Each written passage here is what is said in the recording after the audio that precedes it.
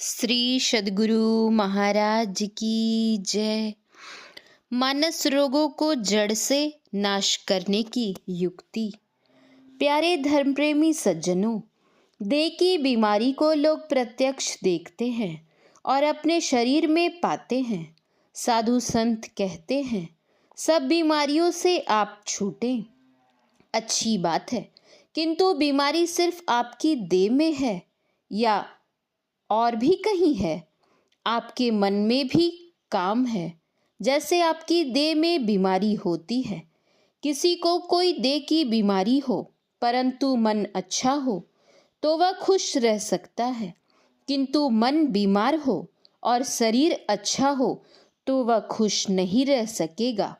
देह की बीमारी आपकी छूट जाए अच्छी बात है, किंतु आपके मन की बीमारी छूट जाए तो अच्छी बात है। कोई कह नहीं सकता कि मेरे मन में बीमारी नहीं है।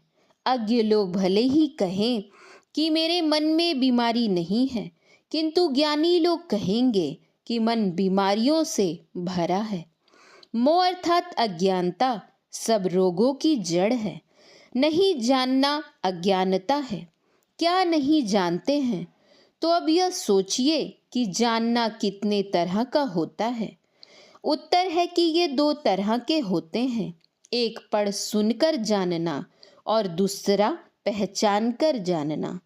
पढ़ सुनकर जानना पूरा जानना नहीं है, पहचान कर जानना पूरा जानना है।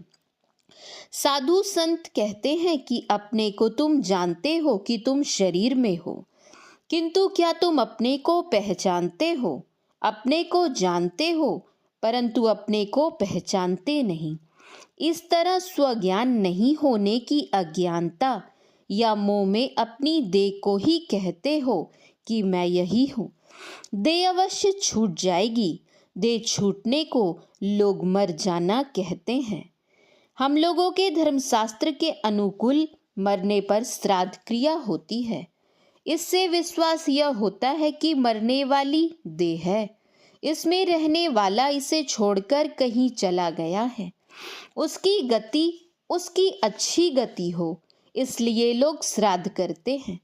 अपनी देह को भले पहचानते हो, किंतु अपने को नहीं पहचानते और अपनी देह को ही अपने तई जानते हो।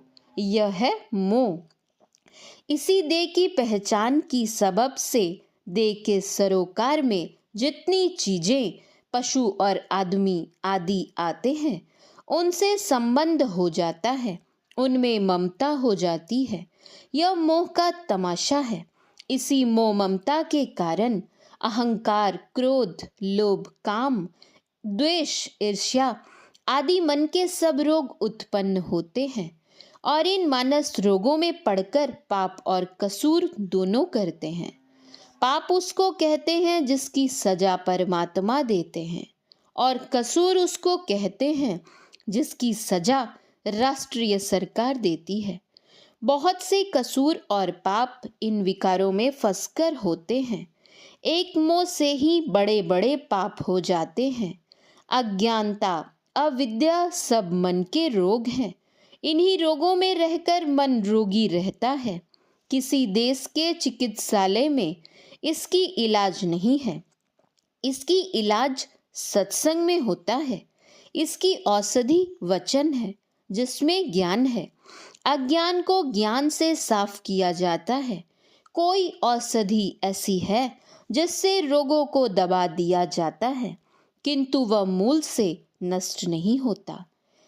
जाने ते छी जहीं कछु पापी, नास न पावहीं जन परितापी। मानस रोगों को जड़ से नष्ट करने के लिए साधु लोग जानते हैं। वे उसकी युक्ति बतलाते हैं। उस युक्ति से रोग को जड़ से उखाड़ देते हैं। पहले कहा जा चुका है कि ये सब काम क्रोध, लोभ, मोह आदि रोग हैं। संसार में कौन कहेगा कि मैं कामी, क्रोधी, लोभी, मोही आदि नहीं हूँ। किसी का तो प्रकट हो जाता है कि फला महाक्रोधी है, फला महालोभी है। कोई इन रोगों को छिपा कर रखते हैं। पहले मोह काम क्रोध आदि को मानस रोग कहकर जानो, जिससे ये कुछ भी हटे। फिर समूल नष्ट करने के लिए जानना। इन रोगों को समूल नष्ट करने के लिए ईश्वर का भक्त बनना चाहिए। ईश्वर का दर्शन अपने अंदर होता है, बाहर में नहीं। बाहर माइक दृष्टि से देखा जाता है, ईश्वर इस दृष्टि से देखा नहीं जा सकता। अंतर की आत्मदृष्टि से देखा जाएगा। किसी की खोज लोग आंख और कान से करते हैं। कोई बोलता तो नहीं है, कान से सुनते हैं, फिर देखते हैं कि कौन बोलता है। इसी तरह ईश्वर की खोज अपने अंदर संवित या सुरत के द्वारा देखने और सुनने से करना चाहिए। सबके अंदर में ब्रह्म ज्योति और ब्रह्मनाद अवश्य है, क्योंकि सर्वव्यापी ब्रह्म की ये विभूतियां परमात्मा ब्रह्म के सहित सब में व्यापक होकर रहें, इसमें संशय नहीं है। ब्रह्मनाद ब्रह्म ज्योति के दर्शन के बिना सुना नहीं जा सकता। पहले बिजली की चमक देखते हैं, फिर बादल का गर्जन सुनते हैं। ईश्वर का पता लगाने के लिए पहले ईश्वर का प्रकाश देखो, फिर उनका शब्द पकड़ो। वह शब्द सबके अंदर होता है, किंतु लोग उसे सुन नहीं पाते। सूरत अंदर की ओर नहीं होती, इसलिए आवाज सुन नहीं सकते। संतों का कहना है कि अपने अंदर में जैसे जैसे प्रवेश करोगे, वैसे वैसे ब्रह्म ज्योति और ब्रह्मनाद की अनुभूतियां पा सकोगे। दिव्य दृष्टि अंतर में देखते देखते खुलती है। अंतर में कोई साधन करें, ईश्वर के तेज को देखें तो उनके विकार दूर हो जाएं। इसलिए गोस्वामी तुलसीदास जी ने रामचरितमानस के उत्तर कांड में लिखा है, जब ते राम प्रताप खगेसा,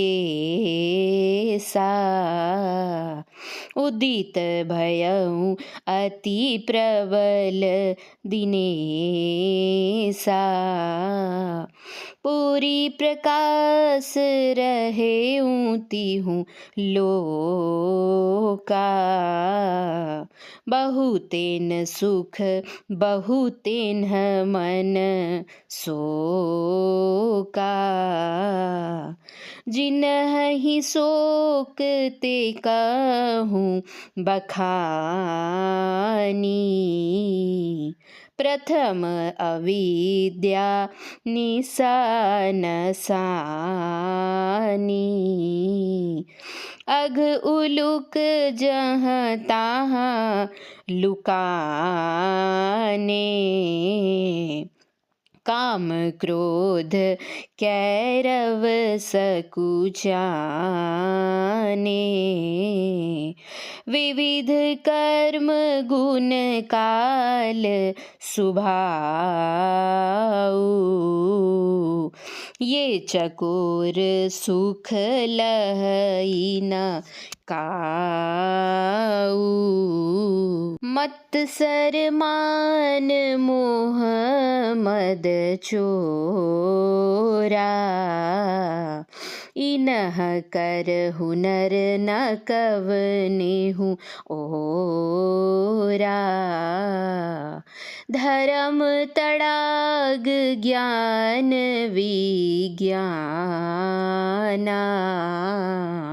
ये पंकज विकसे विधि नाना, सुख संतोष विराग विवेका,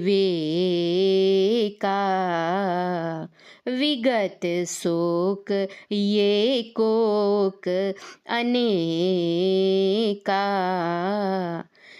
यह प्रताप रवि जाके उर जब करई प्रकाश, पिछले बाढ़ही प्रथम जे, कहे तो पावही नाश, जिसकी दिव्य दृष्टि खुलती है, वह परमात्मा राम ब्रह्म का परम प्रताप विभूति रूप प्रबल दीनेश का दर्शन पाता है और वह तीनों लोकों को भी अंदर में देखता है और उसके सब मानस रोग समूल नष्ट हो जाते हैं। केवल सुनकर पढ़कर अज्ञानता दूर नहीं होती, अंदर में ध्यान करने से राम का प्रबल प्रकाश पाता है। सूर्य से बड़ा तेज कुछ भी नहीं होता। ब्रह्म का प्रकाश सब प्रकाशों से बढ़कर है। पहले प्रकाश का कुछ तेज, फिर उससे विशेष तेज, फिर और उससे भी विशेष तेज देखने में आता है, जिससे विशेष तेज नहीं हो सकता। उसको देखने वाले की अज्ञानता दूर हो जाती है। पाप कर्म सब भाग जाते हैं, वह पाप कर्म की ओर नहीं जाता। काम क्रोध लोभ मोह तृष्णा पाखंड आदि भाग जाते हैं उस सूर्य के दर्शन से। कथित सूर्य दर्शन से विहीन कितना ही ज्ञान ध्यान की बातें कहें, किंतु उसके अंदर से विकार दूर नहीं होता। अपने अंतर में साधन करे, ब्रह्म प्रकाश को देखे तो सब विकार दूर हो जाए। भजन और सत्संग करो, यही इसकी चिकित्सा है। बाहर की दवाई से मानस रोग नहीं छूटते, केवल बाहरी सत्संग से मानस रोग कम हो सकता है, किंतु बिल्कुल नष्ट नहीं होता। इसको नष्ट करने के लिए जो ब्रह्म तेज का दर्शन करे तो वह नष्ट होगा।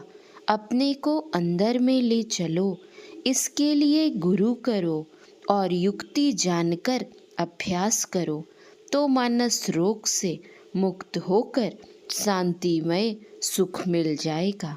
श्री सद्गुरु महाराज की जय। यह प्रवचन सत्संग सुधा भाग 2 से पढ़ा गया है। श्री सद्गुरु महाराज की जय। श्री सद्गुरु महाराज की जय। श्री सद्गुरु महाराज की जय।